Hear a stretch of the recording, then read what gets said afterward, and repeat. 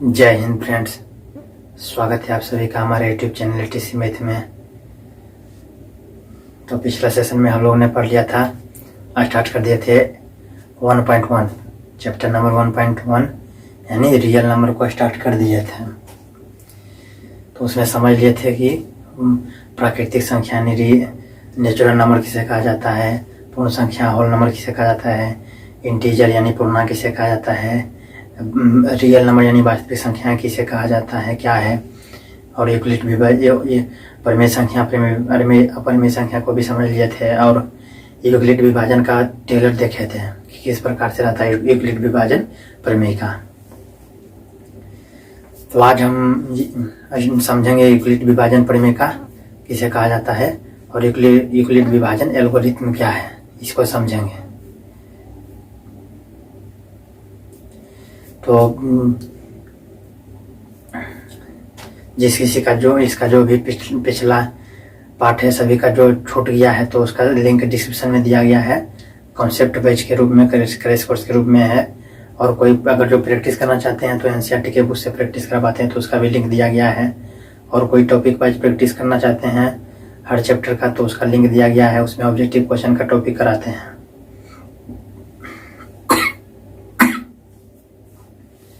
और other content का भी लिंक दिया गया है।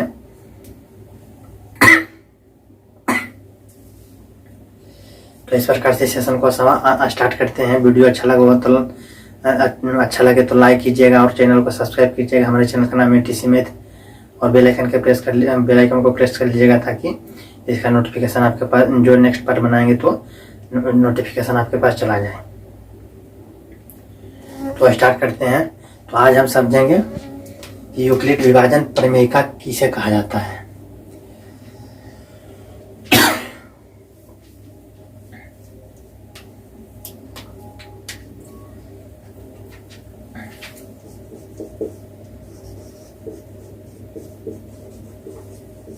यूक्लिड विभाजन प्रमेय का यूक्लिड विभाजन प्रमेय का किसे कहा जाता है। तो इसमें होता है ए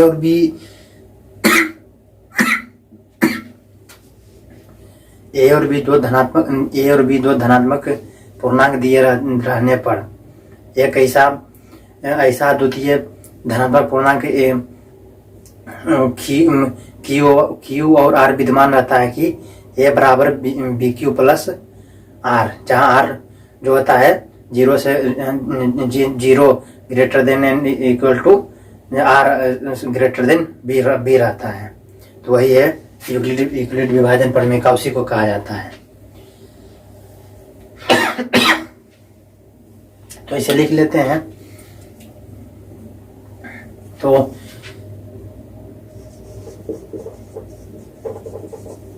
यूक्लिड विभाजन प्रमेयिका में दो धनात्मक पूर्णांक ए तथा बी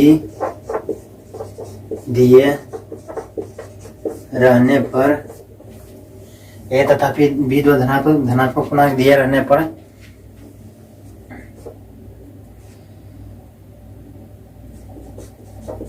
ऐसा अद्वितीय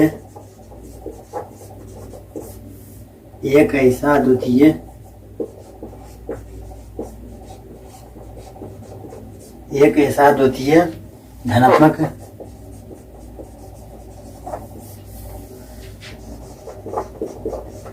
पूर्णांक विद्यमान रहता है कि धनात्मक पूर्णांक Q तथा R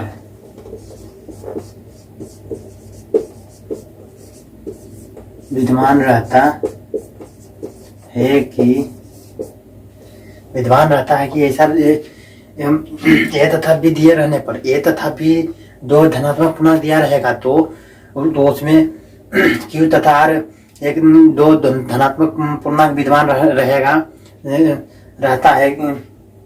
इस पर धनात्मक पूर्णांक क्यू तथा आर विद्यमान रहता है कि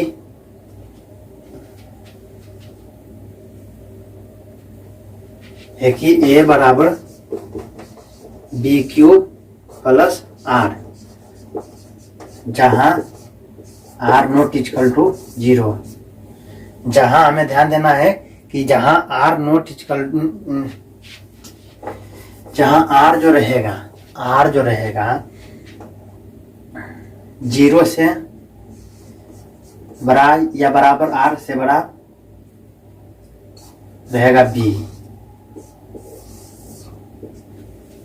0 से बड़ा रहेगा।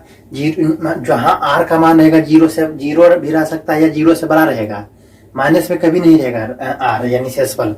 तो और 0 से बड़ा या 0 से बड़ा और बी से छोटा, और तो यही यूक्लिड विभाजन प्रमेय का इसे ही कहा जाता है।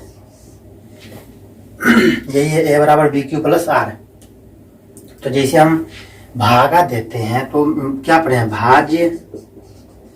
भाज्य बराबर भाजक गुने भागफल फल प्लस शेष। ये होता है भाज्य बराबर भाजक गुने भागफल प्लस शेष।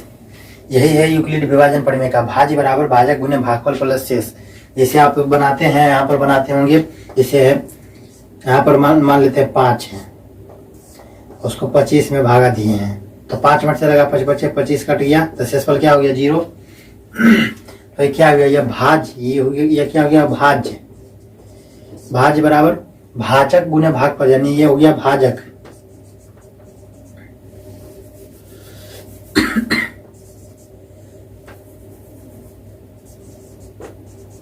भाजक गुने भागफल, ये हो गया भागफल, ये हो गया शेषफल। तो यहाँ जैसे ये होता है भाज्य बराबर, ये बीच वाला क्या होता है भाज्य, तो भाज्य बराबर क्या होता है भाजक गुने भागफल प्लस शेष। भाज्य बराबर भाजक गुने भागफल प्लस शेष होता है, यानी कि 25 बराबर हो जाएगा 5 गुने भाज्य गुने भाजक प्लस भाज्य बराबर भाजक गुने भागफल प्लस शेष यानी 0। इतना हो रहा है कि नहीं। तो 25 इधर है तो 25 गुना भागा कर रहे हैं तो इधर भी 25 ही आ रहा है कि नहीं। तो इतना हो गया। तो वही ये वाला ये है और ये माने हैं बी, और ये क्या है क्यू, और ये क्या है आर। इतना है, यही है। तो यही है ए बराबर बी क्यू, बी गुना क्यू है तो बी क्यू प्लस आर, ए बराबर बी क्यू प्लस आर। तो यहाँ पर ए बराबर बी क्यू प्लस आर। अब तो समझ में आ गया होगा कि ए और बी और क्यू आर क्या है। तो इतना, तो यही है यूक्लिड विभाजन प्रमेय का, यही है। अब हम बात करें, ये तो समझ लें कि यूक्लिड विभाजन प्रमेय का किसे कहा जाता है। अब हम समझेंगे, आगे समझेंगे कि यूक्लिड विभाजन एल्गोरिथम क्या है। तो उसकी मदद से हम क्या करते हैं, यह समझ लें कि यूक्लिड विभाजन प्रमेय का क्या है। इसी को बोला जाता है यूक्लिड विभाजन प्रमेय का। तो इसे नोट करना चाहते हैं, नोट कर लीजिए। अब हम समझेंगे यूक्लिड विभाजन एल्गोरिथम।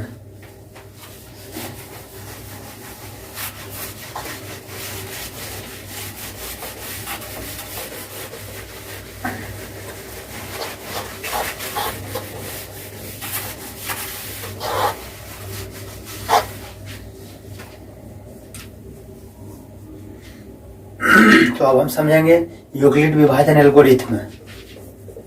प्रमेय का जगह पर एल्गोरिथम।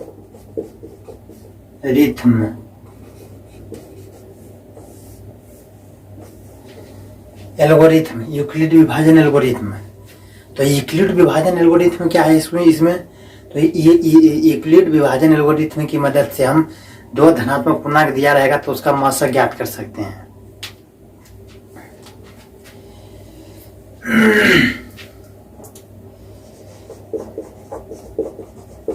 यूक्लिड विभाजन जन एल्गो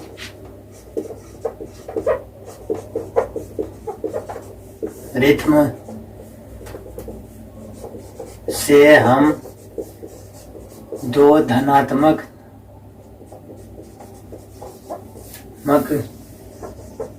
पूर्णांक ए तथा बी, जहां ए बड़ा है बी, जहां ए बड़ा है बी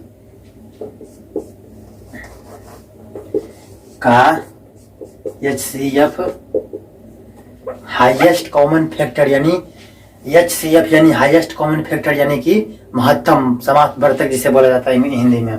तो HCF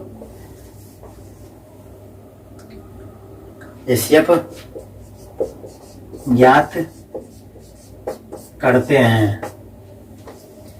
यूक्लिड विभाजन एल्गोरिथ्म की मदद से हम दो धनात्मक पूर्णांक ए तथा बी, जहां ए बड़ा है बी, यानी कि ए बड़ा है बी से, यानी कि बी छोटा रहेगा, ए बड़ा रहेगा बी छोटा, दो वो संख्या रहेगा, तो आपको आप पर डिपेंड करेगा कि ए किसे मानेंगे बी किसे मानेंगे।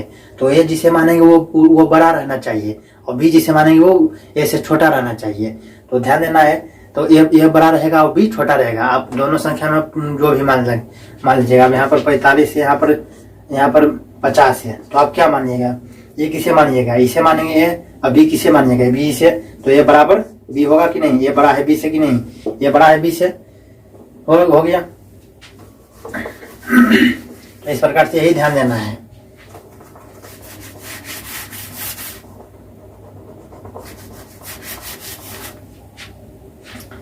तो ये HCF ज्ञात कर सकते हैं। तो HCF निम्नलिखित चरणों में ज्ञात करते। तो अब हम HCF हम दो संख्याओं का करेंगे, दो संख्याएं बी का ज्ञात करेंगे, तो निम्नलिखित चरणों में ज्ञात करेंगे।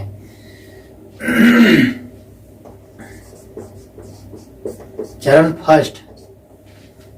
फर्स्ट में हमको ध्यान देना है।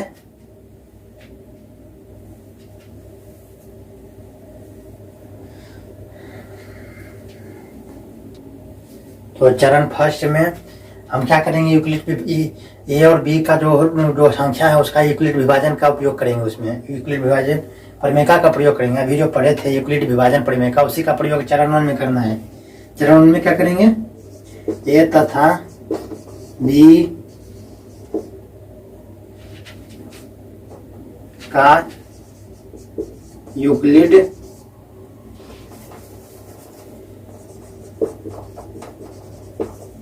विभाजन प्रमेयिका का प्रयोग करेंगे। क्या करेंगे? चरण 1 में क्या करेंगे? दो संख्या रहेगा ए तथा बी। इस पर हम क्वेश्चन बनाएंगे तो आराम से समझ आएगा। इसमें अब किसी को नहीं समझ में आ रहा तो ये क्या है, बी क्या है, ए ग्रेटर देन बी है, ये सब किसी को नहीं समझ में आ रहा होगा। लेकिन जब क्वेश्चन हम बनाएंगे तो आराम से वहां पर समझ में आ जाएगा। तो चरण 1 में क्या करेंगे? जो जो भी संख्या दिया रहेगा, धनात्मक पूर्णांक दिया रहेगा, तो ए तथा बी, तो उसका HCF निकालेंगे। यूक्लिड विभाजन एल्गोरिथ्म की मदद से हम क्या करते हैं? दो संख्या दिया रहता है ए तथा बी का, धनात्मक पूर्णांक रहता है, तो उसका हम HCF ज्ञात करते हैं। HCF यानी कि महत्तम समावर्तक, यानी कि हाईएस्ट कॉमन फैक्टर। तो इसको ज्ञात करने के लिए चरण फर्स्ट में हमें क्या करना है? ए तथा बी का यूक्लिड विभाजन परिमेका का प्रयोग करेंगे। तो यूक्लिड विभाजन परिमेका में हम क्या पढ़ाए थे? ए बराबर बी क्यू प्लस आर होता है। यूक्लिड विभाजन परिमेका तो यही होता है ना, भाज्य बराबर भाज्य गुने भागफल प्लस शेष होता है। बी क्यू ये क्यू है, ए भाज्य बराबर भाज्य गुने भागफल प्लस शेष होता है। ए बराबर बी क्यू प्लस आर, जहां पर भेड़ यानी जहां पर 0 से बड़ा होगा या बराबर होगा 8, उससे बड़ा होगा बी, इतना होगा। तो अब हमें चरण 2 में हमें क्या करना है? चरण 2 में हमें क्या देना है, यदि r बराबर 0 हो, r का मान यदि 0 आ जाए, यदि r बराबर 0 हो तो b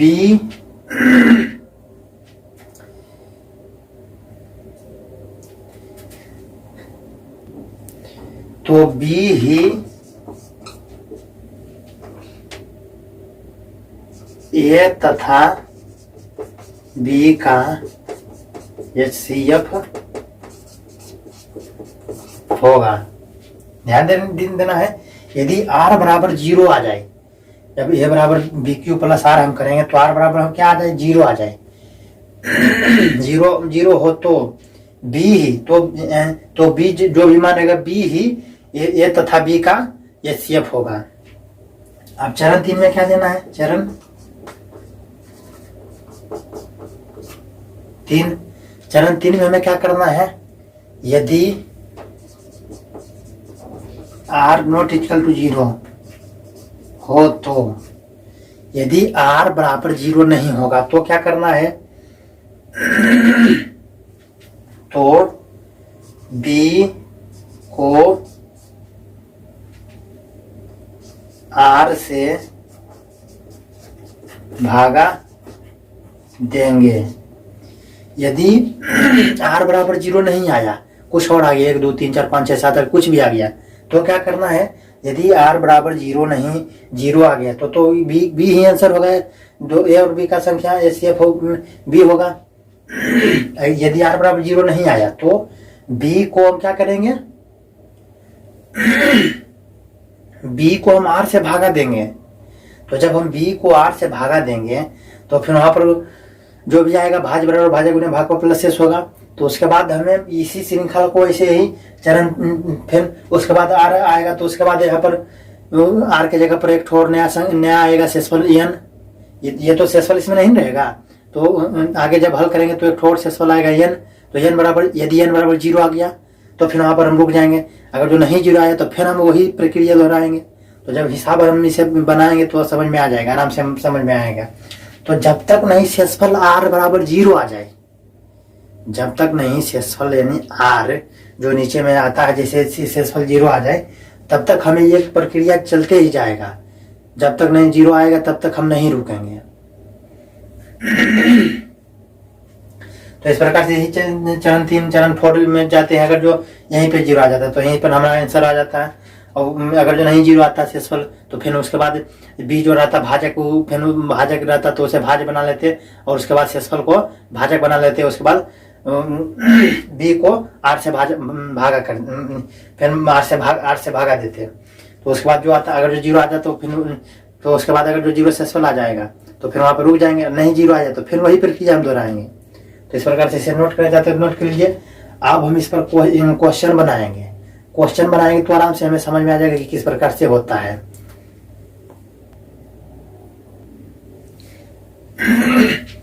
एक तो नोट में आप लोग ध्यान में रख लीजिएगा। नोट में इसमें तो हम पढ़ रहे थे अभी दो पूर्णांक यानी 2 धनात्मक पूर्णांक यानी ए तथा बी रहेगा, 2 रहेगा। तो अब 3 धनात्मक पूर्णांक दिया रहेगा तो क्या करेंगे, तो उसका बोलेगा HCF निकालिए। 3 धनात्मक पूर्णांक रहेगा तो HCF निकालने के लिए बोलेगा। तो उसमें क्या करना है कि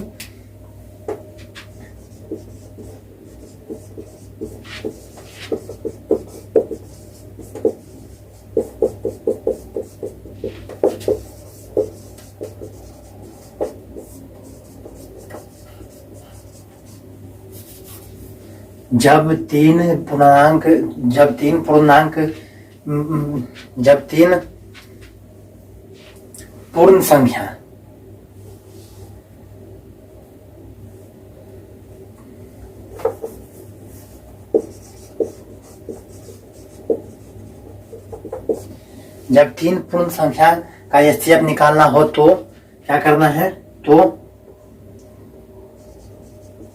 पहले 2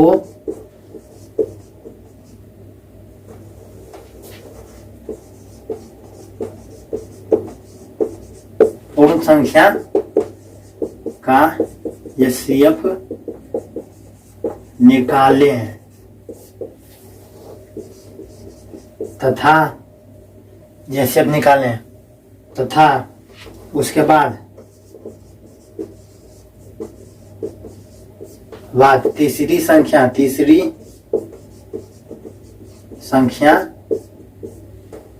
तथा प्राप्त HCF का HCF निकालें। तो इसको किसी को समझ में नहीं आ रहा हो कि क्या लिखा हुआ है, लेकिन जब क्वेश्चन बनाएंगे तो वहां पर समझ आएंगे। जैसे कि 25, 50 ये दो ठो हम समझ रहे थे, तो उसका HCF निकालने के लिए बोलेगा, लेकिन नहीं, 3 ठो रह जाएगा, 25, 50, 75 रह जाएगा, 70, 5, 75 रह जाएगा।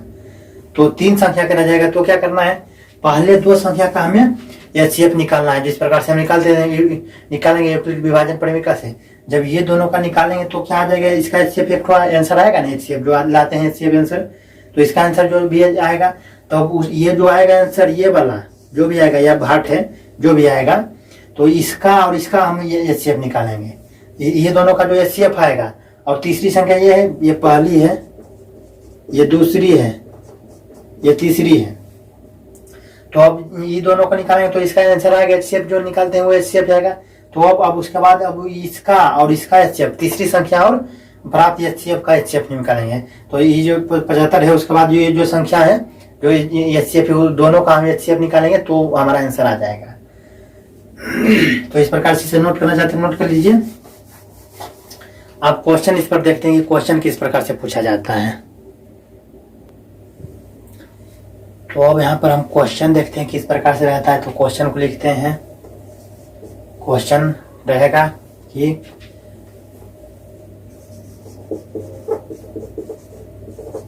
यूक्लिड विभाजन या विभाजक प्रमेयिका का प्रयोग कर 135 तथा 225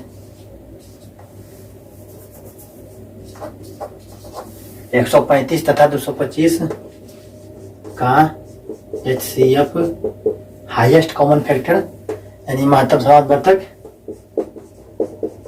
ज्ञात करें। यह क्वेश्चन आएगा। यूक्लिड विभाजन परिमेय का प्रयोग कर 135 और 225 का HCF ज्ञात करें।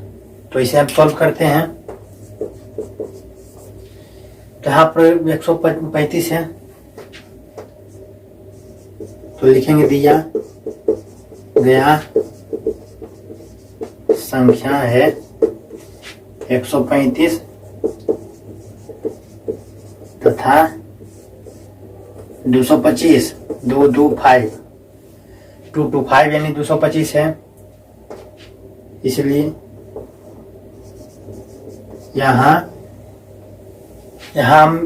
हम A बराबर 225 तथा B बराबर 135 मानेंगे।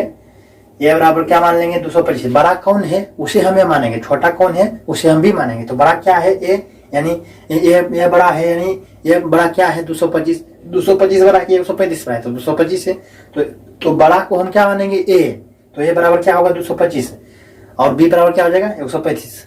इन्हें की जो पहले है तो उसे में ए मान लेंगे, जो बाद में उसे बी है उसे नहीं। जो बड़ा है उसे ए मानेंगे और जो छोटा है उसे बी मानेंगे।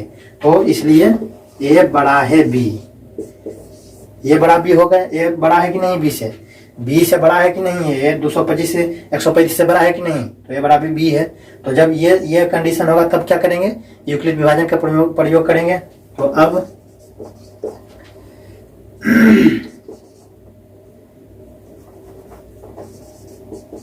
यूक्लिड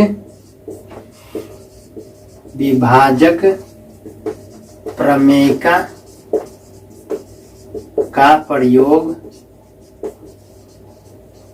करने पर प्रयोग करेंगे। तो यूक्लिड विभाजन प्रमेय का क्या कहता था, ए बराबर बी क्यू प्लस आर, इतना था। तो अब हम क्या करेंगे, ए बराबर भाज्य बराबर भाजक गुने भाग प्लस शेष होता है। तो हमें पता नहीं क्या है, क्यू क्या है, आर क्या है, तो हम क्या कर लेना है, यहाँ पर क्या करेंगे, तो पहले हम क्या करेंगे, 225 बड़ा कौन है, 225, 2 2 5, तो 25 यानी 135। तो 225 में 135 से भागा देंगे, तो ये हो गया ए और बी है। तो अब एक मर्ते लगेगा, एक मर्ते लगाएंगे तो क्या हो जाएगा 135, और 5 में 5 गया 0। उसके बाद 2 में से 3 नहीं जाएगा तो पहचान लेंगे, तो 12 में से 3 जाएगा तो कितना हो जाएगा 9, तो कटपुट हो जाएगा, तो 90 हो रहा है। तो 90 यहाँ पर क्या आर क्या है, ये बताए थे कि ये बी ए होगा, बी होगा, उसके बाद आर होगा, ये क्यू होगा। तो ए बराबर बी क्यू प्लस आर, यानी कि ए बराबर यानी 225 बराबर बी क्यू, यानी बी क्यू क्या होगा, तो बी क्यू यानी 135 गुने 90, Q1 है, Q1 125 गुने 1 प्लस R क्या है 90, तो 90 इतना है। तो A बराबर बी क्यू प्लस आर आ रहा है कि नहीं, तो अब यहाँ पर इतना हो गया। तो चूंकि यहाँ R नॉट इक्वल टू 0 है, R बराबर क्या है 90 है, R बराबर शेषफल है R है, तो R के बराबर 90 है, इसलिए R नॉट इक्वल टू 0 है। और हमें जब तक नहीं R 0 आ जाता है, यहाँ पर शेषफल 0 आ जाता, नीचे में यहाँ पर 90 की जगह पर 0 आता, तो यहीं पे रुक जाता और ये 135 आंसर हो जाता। लेकिन यहाँ ऐसा नहीं हो रहा है, R बराबर क्या आ गया 90। तो जब तक हमें 0 नहीं आएगा, जब तक R बराबर 0 नहीं आ जाए, तब तक हमें यही प्रक्रिया आगे दोहराते जाना होगा। तो 90 है, तो अब क्या करेंगे, तो R नॉट इक्वल टू 0 है, तो अब पुनः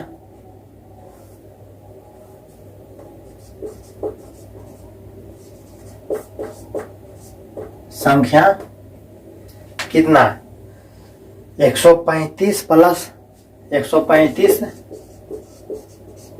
और 90, 135 यानी भाज्य बराबर भाजक और शेष, भाजक और शेष को हमें उठाना है, नहीं कि भाज्य को उठाना है। यहाँ भाज्य बराबर भाजक गुने भागफल, यानी भाजक है और ये शेष है, तो भाजक और शेष को हमको देखना है। तो पुनः 135 यानी भाजक और शेष यानी 90 पर यूक्लिड विभाजन का प्रयोग करेंगे। तो यहाँ पर क्या है, इसे तो प्रयोग करेंगे तो क्या हो जाएगा, 105 बड़ा कौन है 135 है, तो 135 में किससे भागा देंगे 90 से भागा देंगे। तो 90 से तो एक मरते लगाएंगे, तो 2 मरते तो नहीं लगा, तो एक मरते लगा तो 90 आ रहा है। तो 5 है तो 5 और उसमें 13 हो गया है, तो कितना हो गया 4। तो यहाँ पर भी अब इसके बाद यहाँ पर भी 45 आ जाए, यानी 13 हो जाएगा तो 4 बचेगा। तो यहाँ पर भी 45 है, तो यहाँ पर 0 नहीं है, तो क्या करेंगे, फिर हम आगे करेंगे, तो फिर हम यही बात लिखेंगे। अब पुनः फिर चूंकि यहाँ R नॉट इक्वल टू 0 है, R बराबर 0 नहीं है, R बराबर क्या है, R बराबर क्या है 45 है, हमें R बराबर 0 लाना है। तो चूंकि यहाँ पर R नॉट इक्वल टू 0 है, इसलिए अब क्या करना है, अब ए बराबर बी क्यू प्लस, अब यहाँ पर ये वाला क्या कौन सा रूप में बन रहा है, ए बराबर ए क्या है, यहाँ पर ये ए बन जाएगा ए, उसके बाद बी, उसके बाद ये क्या हो जाएगा क्यू, ये आर हो जाएगा। तो आर बराबर इतना है, तो ए बराबर क्या होता है, ए यानी 135 बराबर बी क्यू यानी 90 गुने 1 प्लस आर यानी 45, इतना हो रहा है। 90 गुने 135 से बराबर 90 गुने ए बराबर बी क्यू प्लस आर, इतना हो रहा है। तो अब हम पुनः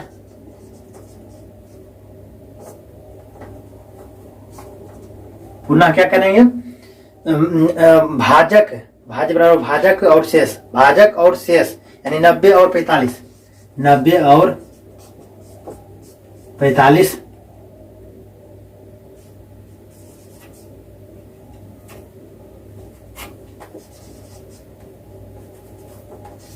पर यूक्लिड विभाजन का प्रयोग करेंगे। तो यहाँ पर इसको ऊपर लिखते हैं, तो तो 90 है, ये 45 होगा, बीच में 45 है, तो 90 में 2 मरते में तो 45 तो 90 हो जाएगा। तो यहाँ पर शेषफल क्या आ गया? 0, यानी यहाँ पर कट के 0 आ गया, शेषफल क्या आ गया? 0। तो अब हम जब शेषफल 0 आ जाएगा तो हम क्या करना है? रुक जाना है। जब तक नहीं शेषफल 0 आएगा तब तक हमें चलते जाना है, वही प्रक्रिया दोहराते जाना है। उसके बाद 0 आ गया तो अब क्या करेंगे? तो चूंकि यहाँ पर A B Q R, Q बराबर क्या है? 2, तो यहाँ पर A बराबर 90 बराबर BQ यानी 45 है, 45, तो BQ यानी 45 गुने 2 प्लस 0, 45 गुने 2 प्लस 0 इतना आ गया। तो चूंकि यहाँ R बराबर 0 है इसलिए हम यहाँ रुक जाएंगे। जब R बराबर 0 आ जाएगा तो हम क्या करेंगे? यहाँ पर रुक जाएंगे। तो इस चलते इसलिए संख्या कहाँ से चले थे? दो संख्या था 135 और 225। 135 और 225 का HCF क्या था? 45 है। क्या 45 भाजक भाज्य है, ये भाजक भी भाजक है, तो भाजक का भाजक ही आंसर रहेगा। तो भाजक क्या है? 45 है, तो इस HCF में इसका HCF क्या हो जाएगा? HCF 45 होगा। यही आंसर है 45। समझ में आ रहा है कि नहीं? तो इसे नोट करना चाहते हैं तो नोट कर लीजिए। तो एक इसको समझ में आ गया होगा। ये इसी प्रकार का क्वेश्चन पूछा जाता है, यूक्लिड विभाजन से बोलेगा तो यही हमें सभी चीज हिसाब में करना है। तो अब एक बात और ध्यान देना है, 135 है और 225 है, तो उसका 135 और 225 का HCF कितना है? 45। तो अब इसी में अगर पूछ देगा कि बताइए आप, क्या बताइए 135 और 90 का HCF क्या होगा? 135 और 225 है तो उसका HCF क्या होगा? 45। अब इसी में अगर जो पूछ देगा कि 135 और 90 का HCF क्या होगा, तो 135 और 90 का भी HCF क्या होगा? 45। ये ध्यान देना है। 135 और 225 का HCF आ रहा है 45 आंसर। तो यहाँ पर भी जो हल किए हैं तो 125 और दूसरा संख्या क्या है? 90, तो 135 और 90 का भी HCF क्या होगा? 45 ही आंसर आएगा। तो इस प्रकार से इसे ध्यान देना चाहिए। और 90 और 45 का पूछेगा तो क्या होगा? 90 और 45 का भी बोलेगा HCF, तो भी उसका आंसर क्या होगा? 45 आएगा। जैसे यहाँ पर इसको क्वेश्चन यहाँ पर एक से लिखते हैं, जैसे 135 तथा 225 का HCF बराबर 45 होगा। और उसके बाद क्या था? 135 तथा 90 का HCF भी 45 होगा। उसके बाद 90 तथा 45 का HCF भी 45, सभी का 45 होगा। डिग्री हम दे रहे हैं, 45 आंसर होगा। तो ये सभी का 2 3, तो ये का यहाँ से हल किए हम यहाँ 45 लाए, तो बीच में जो भी मान लिखा है तो सभी का भी 45 ही आंसर आएगा। जैसे में उसका HCF उतना ही होगा। तो इसे नोट करना चाहते हैं तो नोट कर लीजिए। अब इसको हम समझ लिए हैं, यूक्लिड विभाजन परिमेय को समझ लिए हैं, और इस पर क्वेश्चन भी किस प्रकार से पूछा जाता है। तो इस प्रकार से सेशन लंबा हो रहा है, इस चलते इस सेशन को अब समाप्त करते हैं। अब नेक्स्ट सेशन में इसकी और चर्चा करेंगे, और इस पर जो भी क्वेश्चन होगा या जो भी कॉन्सेप्ट होगा तो उसे बताएंगे। उसके बाद हम स्टार्ट करेंगे अंक गणित की आधारभूत परिमेय जो होती है उसे पढ़ेंगे। तो इस प्रकार से इस सेशन को समाप्त करते हैं। वीडियो अच्छा लगा तो लाइक करें, हमारे चैनल को सब्सक्राइब करें। हमारे चैनल का नाम है टी स्मिथ, और बेल आइकन को प्रेस कर लीजिएगा ताकि इसका जो नेक्स्ट पार्ट आपके पास बनाएंगे तो आपके पास नोटिफिकेशन चला जाए। और वहाँ पर ऑल पे क्लिक कर लीजिएगा, बेल आइकन को प्रेस करके ऑल पे क्लिक कर लीजिएगा। तो इस प्रकार से इस सेशन को समाप्त करते हैं। जय हिंद।